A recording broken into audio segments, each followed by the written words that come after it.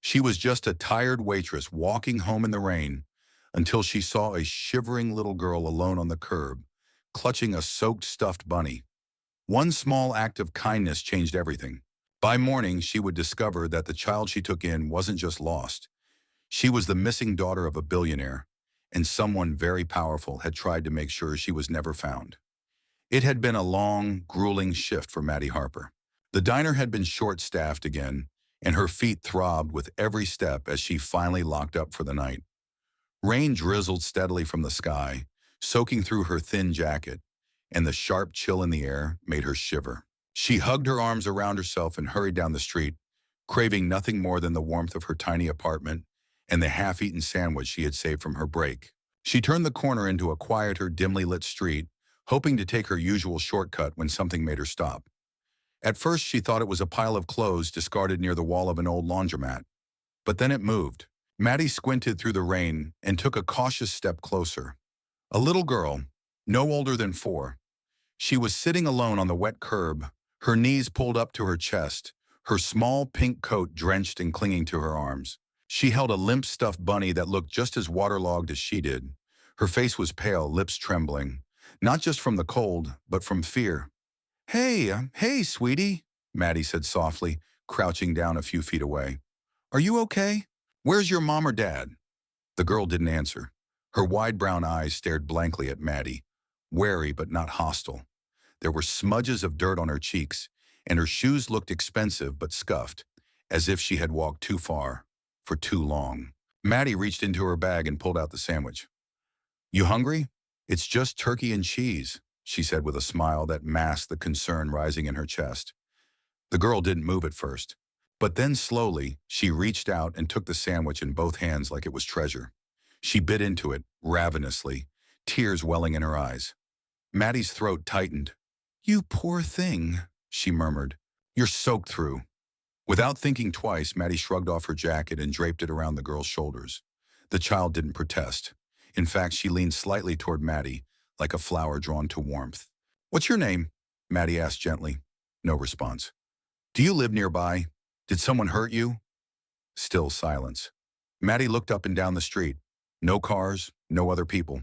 Just the soft glow of the street lamp and the sound of rain tapping steadily against the pavement. Whoever this child was, she was alone. And something in Maddie's gut told her she'd been alone for far too long. I can't just leave you here, she whispered. Very carefully, she scooped the girl into her arms. The little one startled, but then curled into Maddie's chest without a sound, resting her head against the waitress's damp shirt. That was all Maddie needed.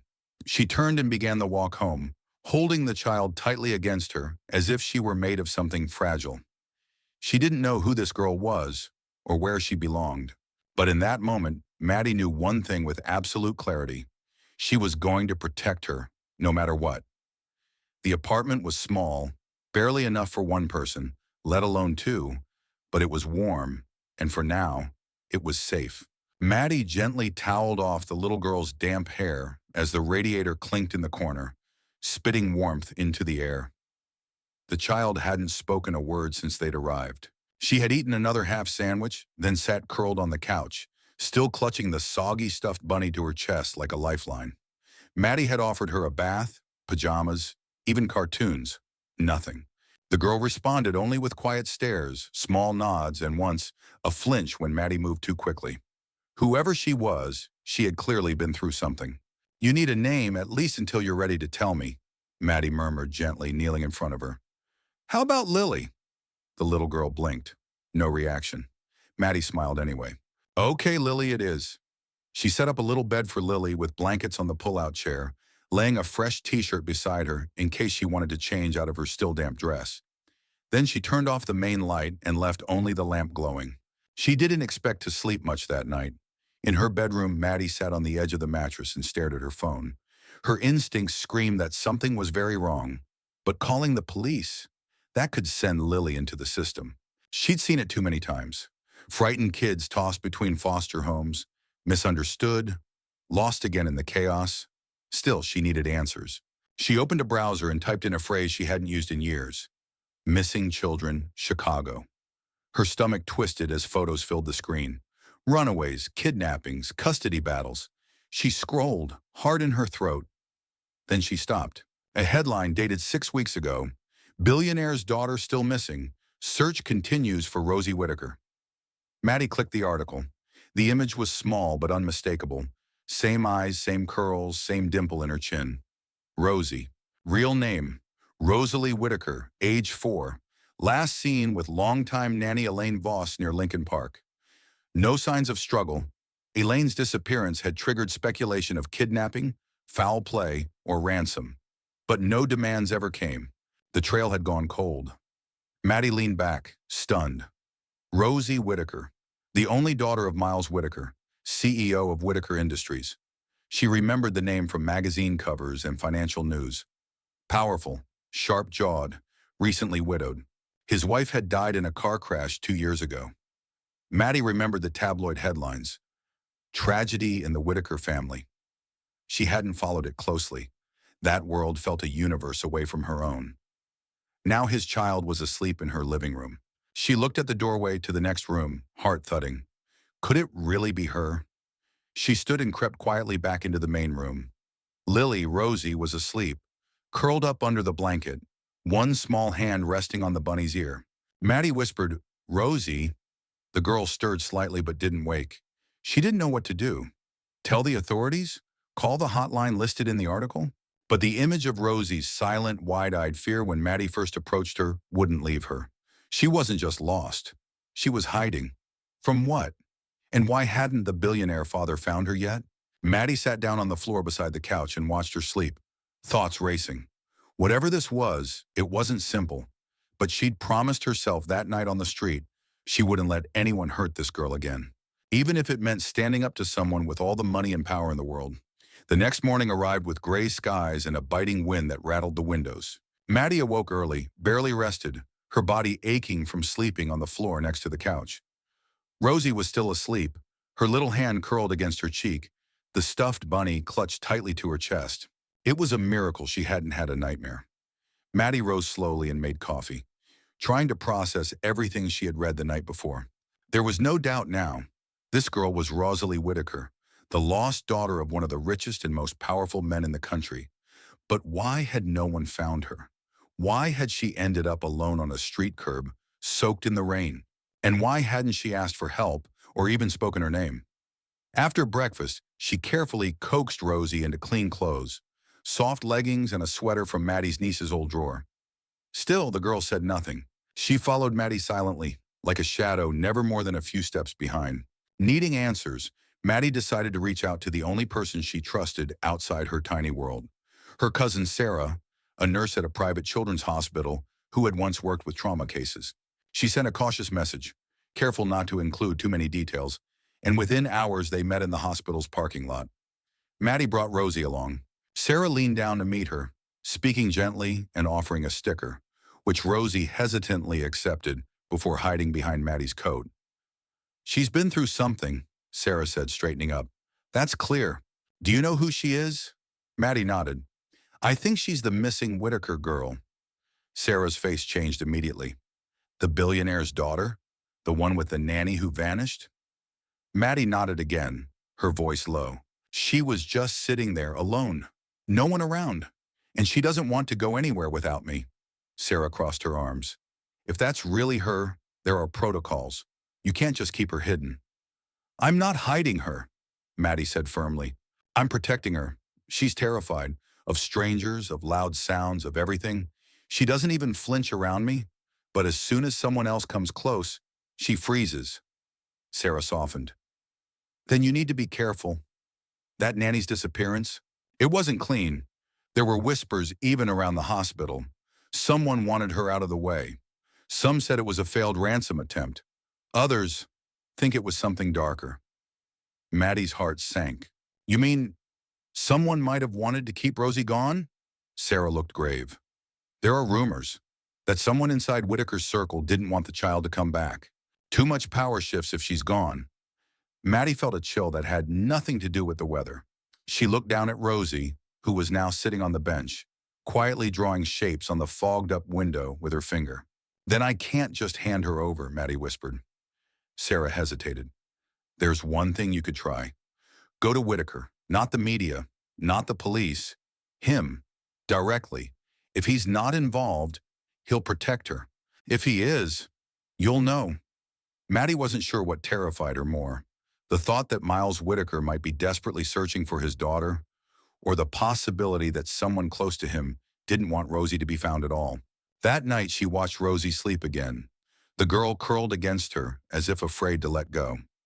Maddie brushed a lock of hair from her forehead and whispered, "I'm not giving you to anyone who could hurt you.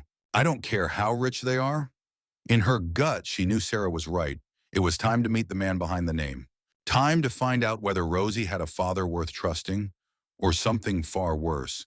Maddie had never set foot in a place like the Whitaker Foundation Gala. The towering glass venue sparkled with opulence. Crystal chandeliers, marble floors, rows of champagne flutes balanced on silver trays. She felt like she had wandered onto the set of a movie. The air smelled of luxury, perfume, and wealth. Conversations spoken in crisp, careful tones by people who had never missed a meal in their lives. She wore the nicest outfit she owned, a simple black dress borrowed from Sarah, and a pair of worn heels that pinched her toes with every step. Rosie walked quietly beside her, holding her hand tightly, dressed in a soft pink dress that still smelled faintly of lavender fabric softener. Maddie had braided her hair in the taxi over, trying to calm both of their nerves. They entered unnoticed, blending into the crowd near the edge of the ballroom. Maddie scanned the room, unsure of what she was even looking for, until she saw him. Miles Whitaker, tall, striking, composed. His dark suit was perfectly tailored, his expression cool and unreadable as he spoke with several older men near the stage. In person, he looked exactly like the news photos, sharp, intimidating, powerful. Maddie's breath caught in her throat. This man had lost a child, had grieved publicly, but he also stood at the top of an empire, and she had no idea if he would see her as a savior or a threat. She leaned down to Rosie. "Sweetheart, that man over there, is he your daddy?" Rosie looked up at him, her eyes filled with something complex, recognition, confusion, and fear. She shook her head quickly and hid behind Maddie's legs, burying her face. Maddie's heart sank. That fear, that wasn't normal. Something had broken trust between Rosie and her father. Or someone had made her afraid of him. Maddie knew she couldn't just walk up to him and announce what she knew. She had no proof, no way to know if he was even innocent, but she had to try. Leaving Rosie with Sarah in the hallway outside the ballroom, Maddie approached one of the assistants near the stage and quietly asked to speak with Miles Whitaker regarding something urgent, personal.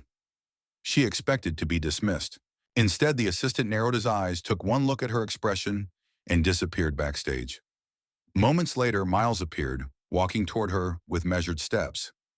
"Miss," he asked, his tone polite but cautious. "Maddie Harper," she said, her voice shaking slightly. "I found your daughter." For the first time, his composure cracked. He froze. "What did you just say?" "She's outside. She was on the street alone, soaking wet. That was almost a week ago. I didn't know who she was at first. She didn't speak. She still barely does, but I think it's Rosie." He didn't speak for several seconds. His face paled slightly. Then, without another word, he moved past her, heading straight for the doors. Maddie followed, heart pounding. In the hallway, Rosie looked up the moment the door opened. Her eyes locked on Miles. The man stopped in his tracks. "Rosie," he whispered. Rosie stared for a long moment. Then she backed up against the wall and clutched Maddie's hand tightly. That was all he needed to see. Miles turned to Maddie, voice low and brittle. "What happened to her? Where did you find her?" "She was alone," Maddie said. "No one came looking. No one helped. And she didn't say her name. She still hasn't, not to me. But I know she's yours." He looked like a man punched in the gut.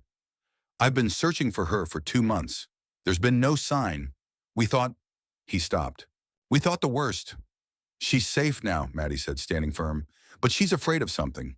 I don't know if it's you or something else, but you need to go slow." Miles crouched slightly, trying to meet Rosie's gaze. "Rosie, baby, it's me. It's Daddy. I'm here." Rosie looked at him but didn't move. Her little fingers wrapped tighter around Maddie's. "She needs time," Maddie said quietly, "and trust." Miles stood slowly, eyes never leaving his daughter. I don't know who you are or why she trusts you, but thank you for finding her, for bringing her back. Maddie nodded, her voice shaking. She's not ready to leave with you? Not yet. To her surprise, he didn't argue. He simply nodded. I'll do whatever it takes, and he said, to earn back my daughter's trust, even if that means going through you. And with that, the first fragile step towards something like reconciliation began. But Maddie knew one thing clearly now. This story was far from over. It was just beginning. The next few days passed in a strange state of limbo. Maddie hadn't returned Rosie to Miles Whitaker, not because she didn't want to reunite a father and daughter, but because Rosie still flinched whenever his name was mentioned. There was a quiet tension around it all, a storm cloud hanging just overhead, and Maddie wasn't sure if she was the umbrella or just standing in the way of the downpour. Miles respected her boundaries, but his presence lingered like gravity. He sent food deliveries. A private security guard now watched the apartment building discreetly, claiming it was for their safety.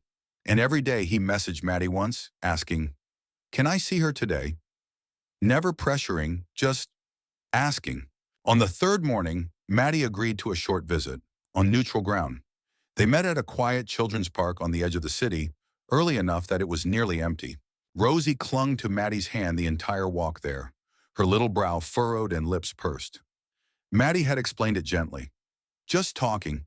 No one's taking you anywhere. Miles was already there when they arrived. He stood beside the sandbox, dressed in jeans and a navy sweater. No bodyguards in sight. His eyes found Rosie instantly.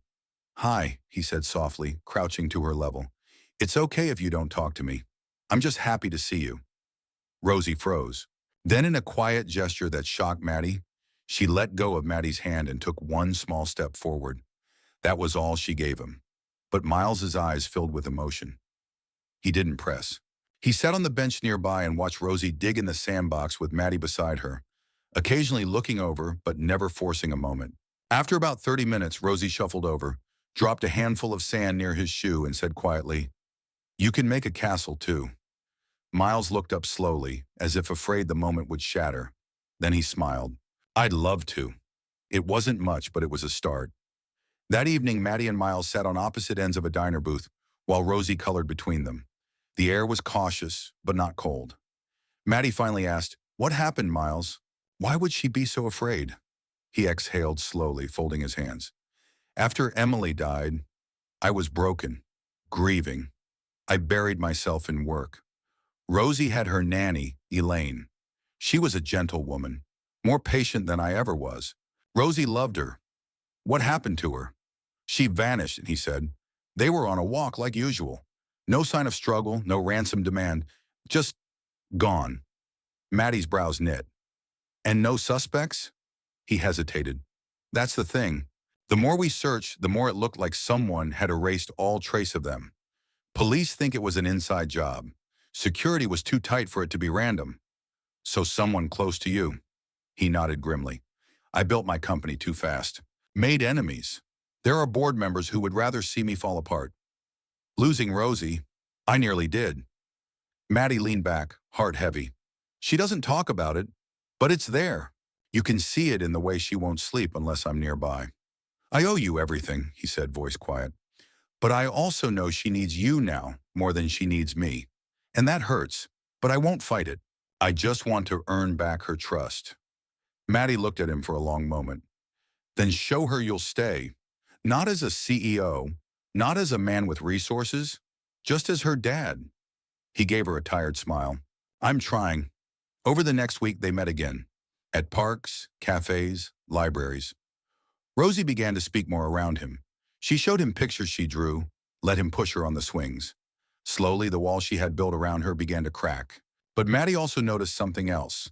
Miles watched her with the same cautious wonder he had for Rosie, and it scared her. This was more than just a rescue story now. It was becoming something she hadn't planned for, something like a family. The phone call came late in the evening, just as Maddie was helping Rosie into her pajamas. Rosie had been humming a soft tune under her breath, one Maddie had never heard before, but suspected came from a lullaby her mother once sang. Maddie's phone buzzed once, and when she saw the name on the screen, Sarah, She knew it wasn't casual. She answered with a tight voice. "Hey, what's wrong?" "You're not going to believe this," Sarah said. "They found the nanny, Elaine Voss, alive." Maddie froze, the words taking several seconds to register. "She's in a hospital in Milwaukee. Someone dumped her there 2 days ago. Unconscious but stable. She's talking now, and she remembers everything." Maddie's knees nearly gave out. "Oh my God! What happened to her?" "She was kidnapped. Someone chloroformed her on the walk with Rosie. She said it was fast, professional.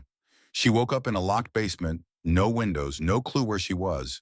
Kept in the dark for days. Then, nothing. She blacked out again, probably drugged. But she remembers the last thing Rosie said before she was taken." "What did she say?" "She said Rosie was afraid of someone in the house. A man. Not her father, but someone who worked close to the family. Elaine thinks Rosie had seen something. Maybe overheard a conversation, and that man saw her as a threat." Maddie's heart pounded. "Do they know who it was?" "No name yet, but investigators are narrowing it down. They're pulling security footage, old staff records, everything. It looks like it was someone from the executive circle. Someone with access." Maddie looked at Rosie, who now sat cross-legged on the bed, clutching her stuffed bunny as if she sensed something was wrong. Sarah's voice softened. "Maddie, you were right to protect her. Someone really didn't want that child to come back." That night, Maddie met Miles outside his private residence. His face was drawn and pale when she told him what Elaine had said. "She remembers Rosie being scared of someone in your house," Maddie said. "Not you, someone else." Miles ran a hand through his hair, disbelief flooding his features. "It could be anyone. I trusted too many people. Most of my staff have been with me for years." "But one of them betrayed you," Maddie said, "and tried to erase your daughter." They stood in silence for a moment, the city humming around them. Then Miles looked up, a spark of fury igniting in his eyes. "I won't stop until I know who. I promise you that." The next day, everything changed. Elaine gave her full statement to the authorities, and within 48 hours, arrests were made. A former financial advisor from Whitaker Industries, a man named Jeremy Crow, was taken into custody.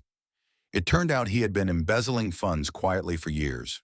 Rosie had accidentally seen him arguing with someone in the garden the day before she disappeared, and he had panicked. It hadn't been a kidnapping for ransom.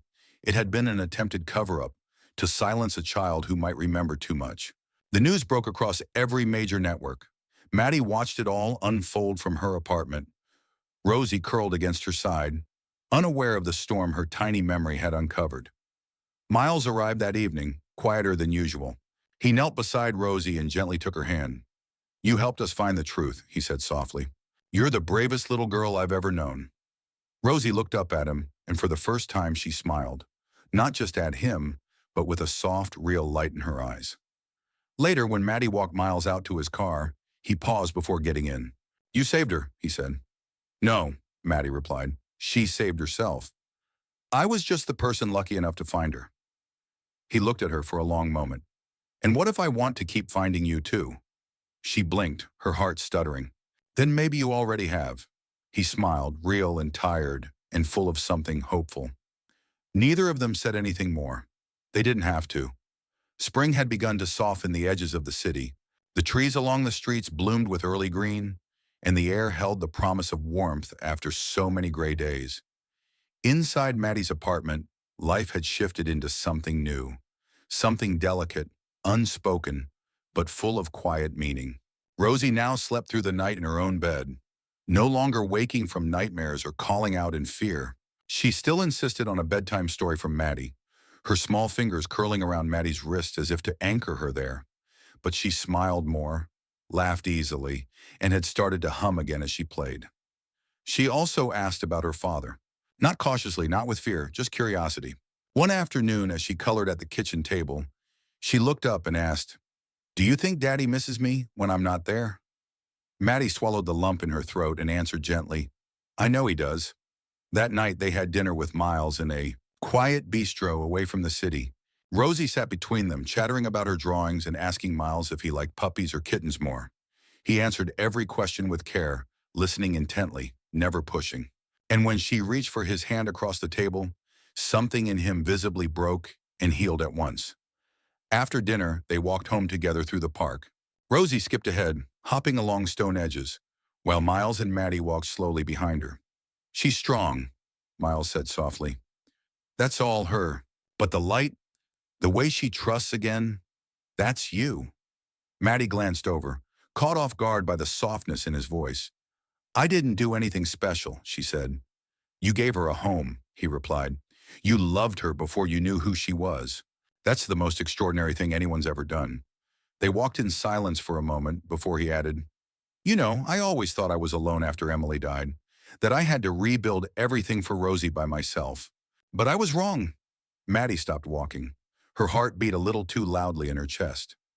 "Maddie," he said gently, turning to face her, "I want us to be a family, not just because of Rosie, but because when I look at you, I see my future, and it doesn't feel hollow anymore." She didn't respond right away. She looked over at Rosie, who was now crouched picking a dandelion. Then she looked back at him. This man who had once been unreachable, a face on a news story, now standing before her, vulnerable and real. "I'm scared," she whispered. "So am I," he admitted. "But I want this," she said, her voice trembling. He reached out and took her hand, gently intertwining his fingers with hers. "Then we'll be scared together." In the days that followed, things began to shift in a more official way. Miles asked Maddie to move in, not to the enormous Whitaker estate, but to the smaller townhouse he had quietly kept for himself, away from the media, a place where they could grow, slowly, privately, without pressure. Rosie helped them pack. She insisted on keeping all her books, her bunny, and a photo Maddie had taken of the three of them at the park, printed on cheap paper, framed in plastic. She placed it beside her new bed. One night, as they sat together in the living room, Rosie asleep upstairs, Maddie turned to Miles and asked, "What would Emily think of all this?" Miles looked up, startled. Then he smiled, warm and sad and peaceful all at once. "She'd thank you," he said, "for giving Rosie back to both of us." Maddie leaned into his shoulder, letting her fears fall away piece by piece. They were still figuring it all out, but it finally felt like home. The gala was brighter this year, less somber, less obligatory. It was the annual Whitaker Foundation charity benefit, normally a formal event lined with business titans and sleek donors. But this time, it felt different. The whispers of last year's tragedy had faded into quiet awe. People no longer looked at Miles Whitaker with pity, but with curiosity, admiration. There was something new in his eyes, something lighter.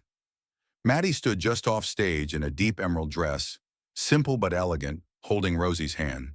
The little girl was radiant in a soft cream gown, her curls gently pinned back, a flower clipped above her ear. She looked like she belonged there, not because of the wealth, but because of the light that had returned to her smile. "You sure you want to do this?" Maddie asked softly. Rosie nodded. "I want them to know I'm not lost anymore." Maddie blinked fast to fight off the sting behind her eyes. She gave Rosie's hand a little squeeze, then let her go. Miles was already on stage, addressing the crowd, his voice steady and confident as he thanked donors and partners. But then he paused. "There's someone very special here tonight," he said. "Someone who reminded me that strength isn't always loud, and that sometimes the smallest voices carry the greatest truth." At that cue, Rosie stepped out onto the stage. The room fell silent. She stood beside her father and scanned the room, not nervously but with quiet composure. Then, without being prompted, she took the microphone in both hands. "My name is Rosie Whitaker," she said, voice small but clear. "I was lost, but someone found me, and she didn't know who I was, but she loved me anyway. She kept me safe. She made me brave again." The crowd was silent, holding its breath. "I want you to meet my mom," Rosie said, and pointed toward Maddie in the wings. "She's not my mom by blood, but she is my mom in every way that matters." Gasps echoed softly across the room. Cameras flashed. Miles turned to Maddie and held out his hand. Without hesitation, she walked to the stage. As she stepped beside them, Rosie took one of her hands and Miles took the other. The three of them stood under the bright lights, a portrait of what healing looked like. Not perfect, not easy, but real. And then, in front of everyone, Miles turned to Maddie. I was going to wait, he said, pulling something from his jacket. But Rosie just made it impossible. He dropped to one knee. Maddie froze. Madeline Harper, he said, voice thick with emotion, you saved my daughter, you saved me, and you gave us back a reason to hope. Will you marry me? Gasps turned to quiet applause, then to a cheer. Rosie looked up at Maddie with wide, pleading eyes. Maddie's voice broke when she said, yes. The applause erupted. Later, after the crowd dispersed and the lights dimmed, the three of them sat on the back terrace of the venue, watching the stars peek out from behind the city skyline. Rosie leaned her head on Maddie's shoulder, half asleep, whispering, I'm not scared anymore. Maddie kissed the top of her head. You don't ever have to be. Miles took Maddie's hand and looked at her with quiet wonder. We're not the family I thought I'd have, he said, but we're the one I always needed. Maddie nodded. Because somehow, through grief, fear, and impossible odds, they had all found their way back to something they didn't even know they were missing. Each other. As the author, I believe the ending of this story is more than just a happy resolution. It's a reflection of how love, even the most unexpected kind, can reshape lives. Maddie didn't set out to become a hero. She was simply a woman trying to survive, acting on instinct and empathy when she saw a child in need. But that single moment of compassion rippled outward, disrupting the life of a grieving billionaire, uncovering buried secrets, and ultimately building a family that wasn't defined by blood, but by choice and courage. What moves me most about this ending is that no one was perfect. Miles had his blind spots, Rosie carried deep emotional scars, and Maddie doubted herself constantly. Yet through shared vulnerability and trust, they each began to heal. Their story reminds us that family can be found in the most unexpected places. And sometimes the people who change your life forever are the ones you never saw coming. It's not just a tale of reunion or justice. It's about how broken people can come together and create something whole. And that, to me, is the most hopeful kind of ending there is.